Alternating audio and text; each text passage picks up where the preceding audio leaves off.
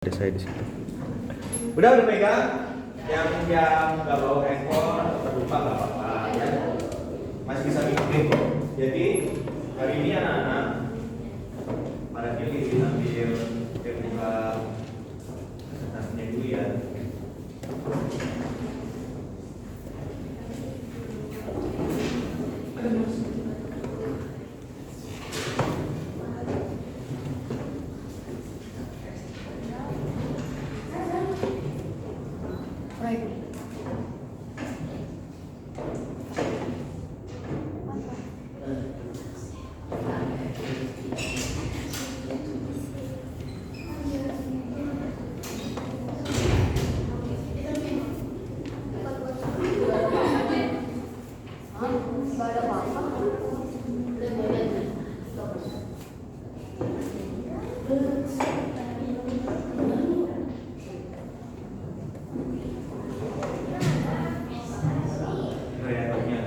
Oke, coba hari ini mau angkat tangan buat kalian yang pernah pakai ChatGPT. Buat apa? Terserah. Apapun itu. Angkat tangan yang pernah. Kalau belum pernah berarti itu bisa. Udah? Oke. Yang angkat tangan tahan ya. Angkat tangan dulu, tahan dulu. Sekarang saya kasih pertanyaan tambahan. Siapa yang pernah pakai ChatGPT buat menyelesaikan PR atau tugas sekolah? Gak pernah. Kamu nggak mau, ini mah tidur-tiduran aja. Gak akan dijudge, gak akan masuk nilai rapor bakal merah. 1, 2, 3, 4, 5. Oke, main banyak ya. Boleh turunkan. Nah, sekarang pertanyaan terakhir. Menurut kalian boleh gak kita menyelesaikan tugas PR menggunakan AI atau ChatGPT? Oh, boleh dulu. Guru native. Oh, guru native suruh bikin conversation juga biasanya.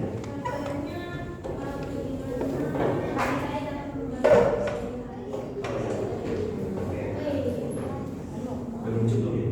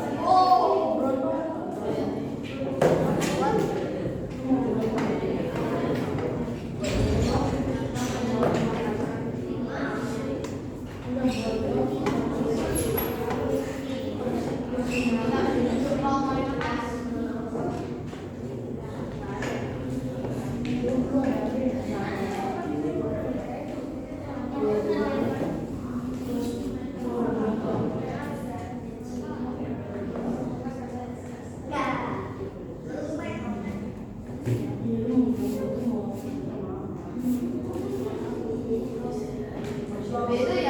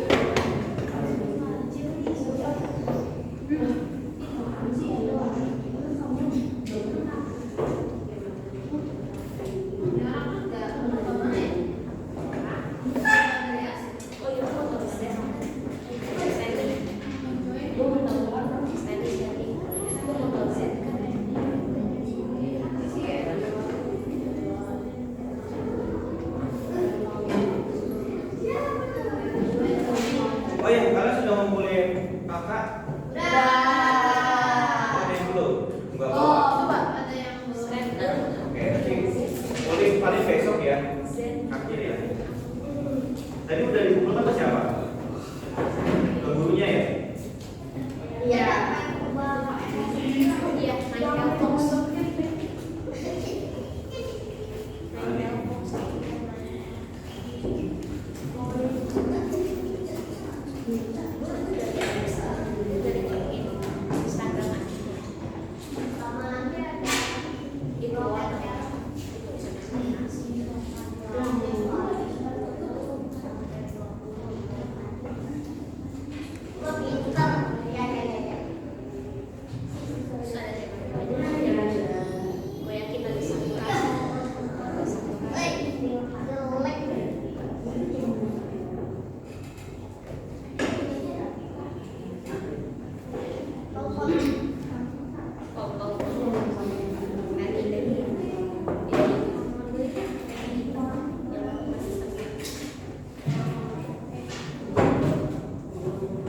Oke, yang ketiga adalah AI generatif, prinsip dan tantangannya.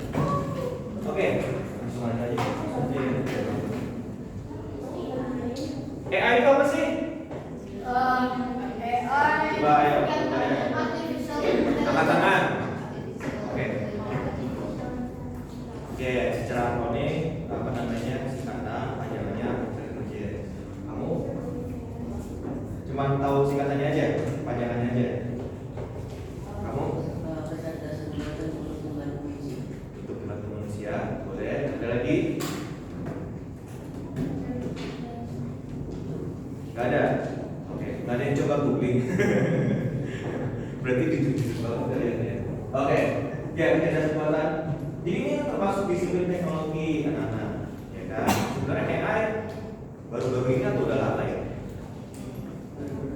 Baru-baru ini ramenya. Apa sebenarnya udah ada dari sejak dulu? Udah ada. Jadi AI itu bukan hal yang baru, sejak tahun 80-an, tahun 80-an. Kalau 80-an kan maksudnya ya 1980-an itu ada AI yang modelnya kayak ChatGPT, modelnya chatbot. Cuma waktu itu datanya masih nggak banyak. Jadi ketika orang yang punya banyak, terus muncul responnya itu lagi, bosan nggak jadinya? Bosan. Akhirnya waktu itu jadi karaoke. Nah sekarang, kalian kenal istilah big data nggak? Big data. Nah sekarang aja kalau kamu beli flash disk udah sampai tera-teraan kan? Ya nggak? Berarti itu harganya udah murah. Rata-rata aja 50 ribuan ya kan? Itu udah murah. Dulu 50 ribuan, kemarin itu baru dapat 250 MB. Sedikit banget zaman saya masih SMP. Nah sekarang artinya anak-anak, sekarang zaman dimana data itu sangat berharga. Zaman dimana data itu ibaratnya kayak uang justru. Artinya kalau kamu punya informasi dalam diri kalian, data apapun itu sebaiknya dijaga semaksimal mungkin, sebaik-baiknya. Jangan langsung diumbar-umbar gitu aja. Ya, termasuk kayak misalkan nih kamu sekolah di Ricci, tapi ada orang yang pengen tahu, tapi orang yang pengen tahu ini sama sekali orang asing gitu. Boleh nggak kamu kasih tahu informasinya kalau kamu sekolah di Ricci? Kelas berapa? Pulangnya jam berapa? Boleh nggak? Kenapa enggak? Karena dikenal, oke. Ada resikonya nggak ya? Kalau kita kasih tahu, apa resiko? Diculik, betul. Ya. Jadi justru zaman sekarang ya, zaman dimana informasi bisa kita dapatkan dengan mudah, kita justru harus bisa belajar menjaga yang baik-baik, termasuk AI. Nanti saya ajarin gimana supaya kalian ketika mau bikin prompt, tahu prompt kan? Instruksi yang dalam pakai AI. Sebenarnya pakai AI itu nggak dilarang, asal kita harus tahu apa namanya tadi di judul etika, tahu batasan-batasannya. Karena kalau seandainya kita asal-asal pakai, itu bagaikan jadi bumerang buat kita. Tahu bumerang nggak? Mainan kalau kita lempar, nah, kita mau arahin ke kipas ya, ternyata balik lagi ke kita terus jadi lukanya ke kita sendiri.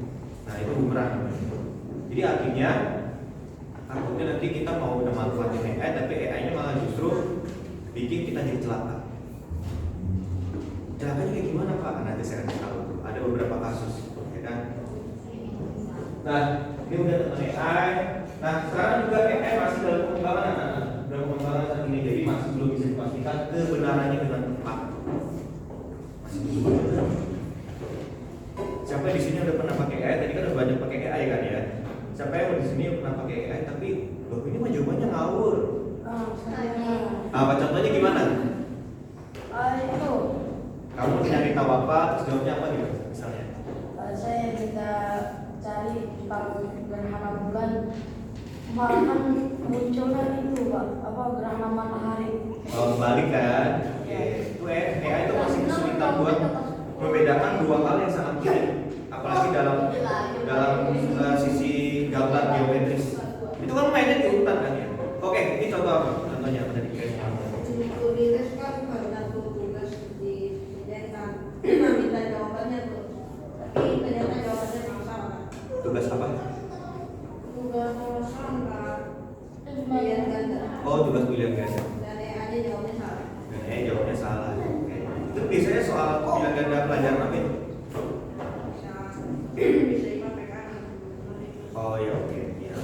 Tapi terus suka salah. Karena ya itu dia AI itu kan datanya banyak banget. Dia tuh perlu harus mengorder, merapikan segala macam. Ada kesulitan satu, akhirnya jawabannya salah gitu. Dalam menarik kesimpulan jawabannya, ya enggak? Atau pernah nggak di sini kamu paksa AI bilang 2 tambah 2 itu 11 misalnya? Nurut nggak dia? Nurut. Jadi kalau kita tanya berapa 2 tambah 2? 4. Kok 4 sih? Setahu saya 11. Ya mohon maaf saya salah gitu kan. Tapi kalau kita paksa terus dia akan nurut dia. Kalau kita paksa terus dia. Itu dia nah. Jadi AI itu keterbatasannya seperti itu karena sekali lagi itu cuma robot. Itu cuma nurut apa yang diikuti oleh kita usernya, bosnya kita misalnya. Satu. Nah nanti mungkin slide selanjutnya kita coba praktekkan ya. Nah kita buktiin.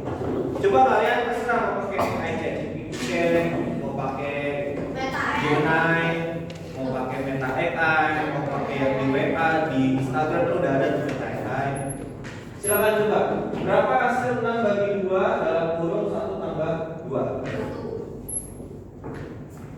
Saya hapus gitu. Banyak deh.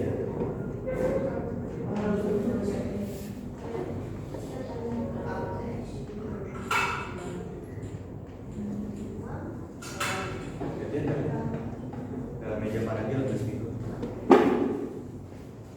Udah, nunggu jawabannya. Mau foto, maju ke depan foto, pakai foto juga boleh. Kalau masalah ada ya aplikasi matematika apa ya? Di foto. 9. Ada lagi jawabannya beda?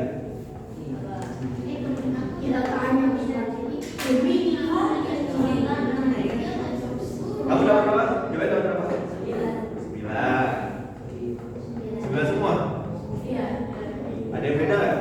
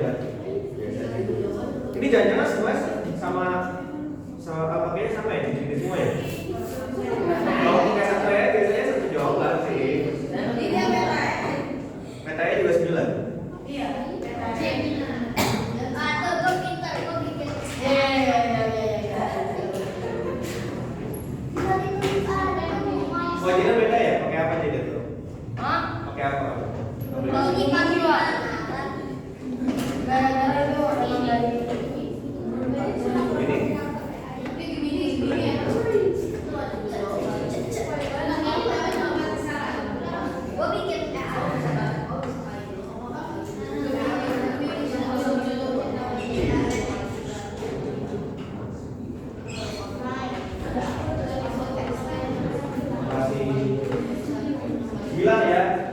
Ada lagi ya? Enggak ada.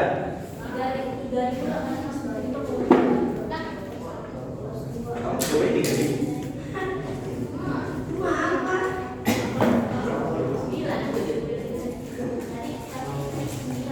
Oh, itu apa teman-teman? Gila. Oh iya, bener lama juga ya.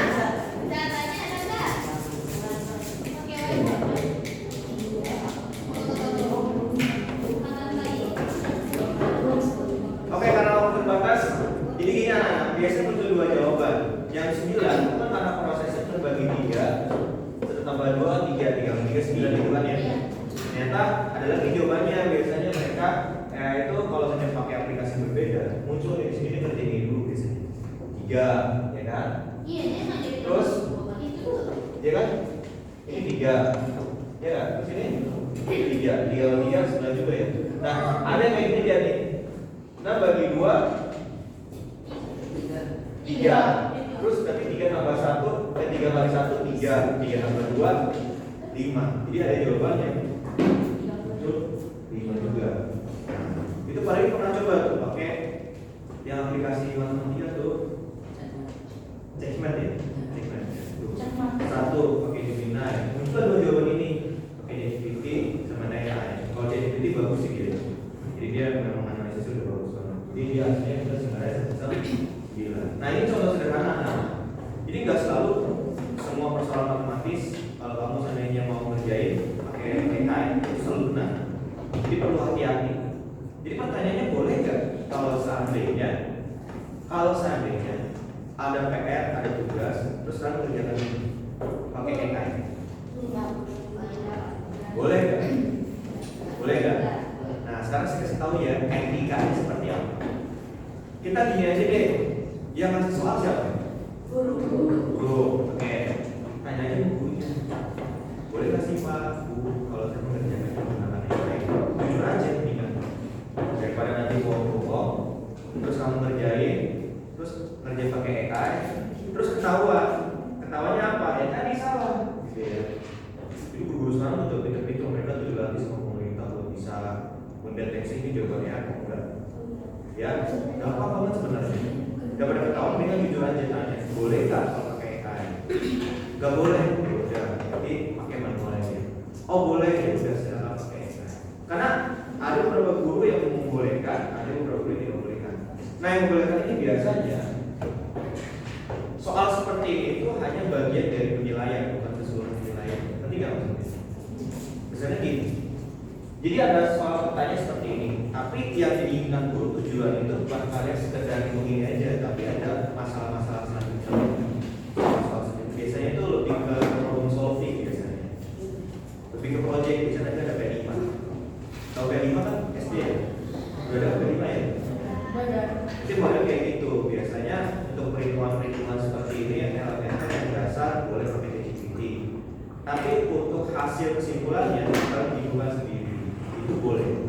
Jadi mau etikanya ya. Padahal intinya boleh atau enggak, boleh ditanya dulu aja. Gak usah takut. Mendingan kita tanya di awal daripada nanti salah paham di akhir. Gitu ya. Gurunya bilang boleh atau enggak nggak kasih tahu, tapi ternyata kalian malah berpikir lagi boleh kali. Akhirnya nanti ketahuan. Terus malah belum ready. Jadi salah paham. Jadi kita dari awal disepakati.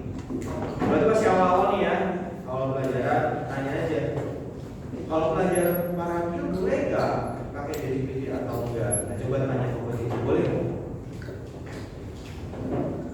Coba, Darlin, di Paradio boleh nggak pakai ChatGPT? Kadang-kadang boleh ya. Kalau di saya itu bisa satu tertentu, ada yang boleh, ada yang tidak.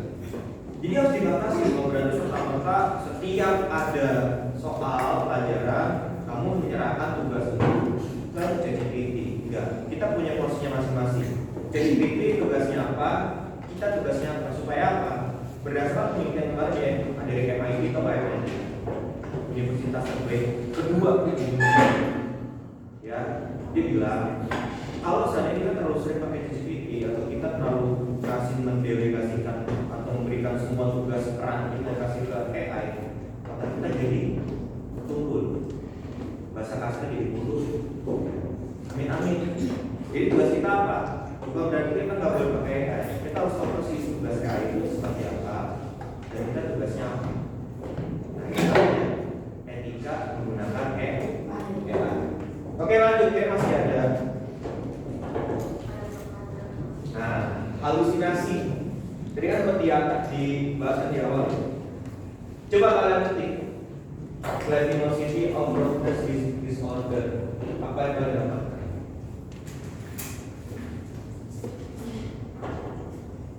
Kalian dapatkan. Artinya apa sih itu? Pasti AI itu kan berusaha mengartikan.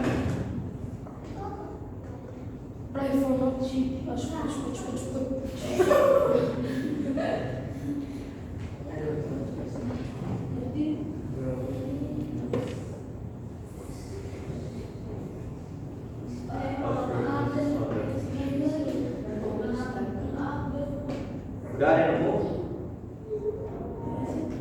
Udah ada?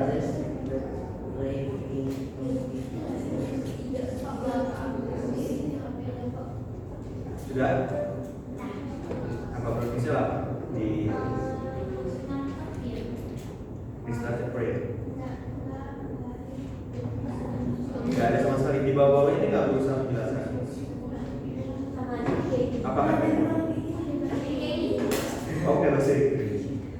Coba kasih instruksi lagi, jawab dalam bahasa Indonesia. Pak, udah Pak. Apa artinya di sini?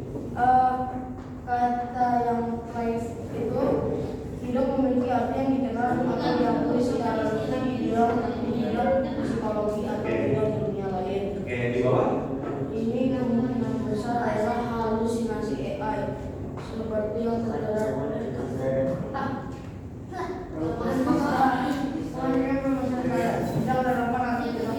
Dia pakai foto tadi? Iya. Oh, ngefoto semuanya ini. Enggak. Bukan cuma ini. Gereja mendeteksi ada halusinasi. Nah gitu lah. Jadi kadang-kadang AI itu sebenarnya ini artinya ada nggak dalam kehidupan nyata? Nggak ada. Ini saya ngarang-ngarang aja. Oh dia bisa tahu sebenarnya halusinasi AI. Iya. Pasti jadi itu tadi itu teknologi udah paling high, paling tinggi. Nah kalau yang lain itu kadang-kadang dia juga berusaha mendefinisikannya, mengartikan. Jadi mereka ngarang. Atau bahkan ada nggak kalian tolong tunjukkan website yang menjelaskan apa? Terus ketika kita klik linknya websitenya, itu websitenya nggak pernah ada. Jadi mereka tuh kayak ngarang link sendiri. Itu bahaya. Nah itu disebut sebagai halusinasi AI. Jadi bisa ngarang, itu bisa ngarang. Nah nanti solusinya apa Pak? Supaya kita tuh kalau ada tugas, misalnya kita disuruh bikin semacam kayak karya tulis, yang ngarang cerita, yang bisa pakai AI. Gimana caranya supaya AI itu memang memberikan jawaban yang pasti? Deretan kasus kriminal karena AI, bayangin. Tuh, di sini AI ini mulai muncul nih waktu itu awal-awal. Ya, tahun 2021 sama 2022. Itu mulai trennya. Itu jadi ini dalam psikologi biasanya manusia itu ada dalam proses menyelesaikan diri. Kita tuh lebih cenderung asal-asalan menggunakan teknologi yang baru. Kita nggak tahu tuh etikanya seperti apa, batasannya seperti apa, gitu ya.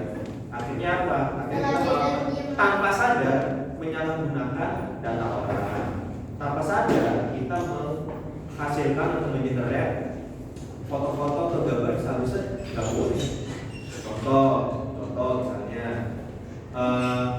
ada wajahnya Pak Prabowo gitu ya misalnya ya Pak Presiden, dibikin dia ngomong gitu, suaranya juga suaranya Pak Prabowo gitu. Padahal buat lucu-lucuan aja.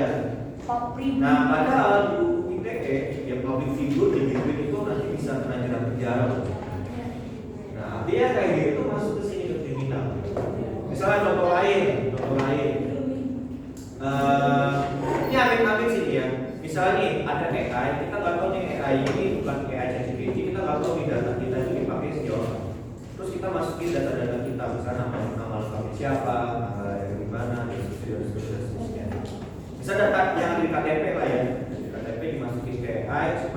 bisa menghasilkan jawaban yang sesuai dengan kita. Akhirnya apa? Perusahaan tersebut menggunakan data kita untuk dijual di government. Itu lumayan loh, satu KTP harganya 1 juta, bayangin. Dijual buat apa coba? Buat supaya orang kalau ingin pakai pinjol, pakailah KTP kita. Amin-amin nanti yang punya KTP tiba-tiba ditagih, ditelepon sama orang yang diutangin. Oh kamu utang kan? Ini KTP-nya. Loh tapi saya nggak merasa utang. KTP-nya KTP dari mana? Jadi kita perlu hati-hati. Setidak-tidaknya kalau saatnya kita mengasih informasi pribadi, kalian punya informasi pribadi sebenarnya punya kartu pelajar. Kalian harus tahu persis data saya dipakai sejauh apa. Kalau saya dijual, kalian ingatkan konsekuensinya. Dijual nanti kalau saya dijual tanpa izin saya, kalian berhak menuntut supaya dia itu bisa penjara. Karena seperti awal tadi yang Pak bilang di awal itu, data yang sekarang itu bergaya apa? Ada yang suka naik transportasi umum di sini? Naik Jaklingko. Pernah nggak Jaklingko? Pernah. Yang angkot di BW itu gratis ya? Gratis, 0 rupiah. Tapi kenapa dengan gratis tersebut perusahaan Jaklingko bisa ngegaji supirnya dengan layak? Bayangin itu UMR 5 juta, terus belum tak sama tunjangan sama bonus. Paling bisa dibawa pulang itu 1 bulan bisa 7 jutaan. Tapi kan kita nggak bayar penumpangnya. Nah, itu uangnya dari mana ya? Ayo. Nah inilah perannya psikologi di sini. Jadi sebenarnya mereka itu mempelajari pola kita dalam belanja. Kan kita ngetem tuh ya, pas kita ngetem itu sebenarnya bukan soal uangnya disedot atau enggak, tapi ada data kita di sini. Kita siapa? Itu dikelola sama bank. Kita siapa? Kita dari mana? Pergi dari mana ke mana? Terus biasa nanti dari area sini ke area sini kita tuh mau belanja apa? Mereka tahu persis. Oh ternyata para bil kalau seandainya ke daerah ini belanjanya apa dan seterusnya. Kamu tanya? Enggak. Oke, ini dari transaksi AI. Nah, anak-anak, ini sebenarnya udah pada dijelasin sambil jalan tadi, nanti ini kita skip aja. Nah kesimpulannya, jadi nggak selalu AI memberi jawaban yang benar. Satu, itu yang harus terpegang. Yang kedua, gunakan data teks itu nggak perlu dicatat nih. Gunakan data apapun itu datanya yang mau itu berupa teks, kalau di kartu pelajar itu teks ya, gambar, foto, video sebijak mungkin. Kemudian terakhir, AI bisa lalu, jadi artinya kalau kalian udah ngerjain AI, hasil akhirnya harus dicek. Mau apapun itu hasilnya, hasil akhirnya harus dicek. Oke, ada pertanyaan? Satu pertanyaan barangkali belum berakhir. Tidak ada, cukup. Oke, terima kasih Nana. Sekian materi dari para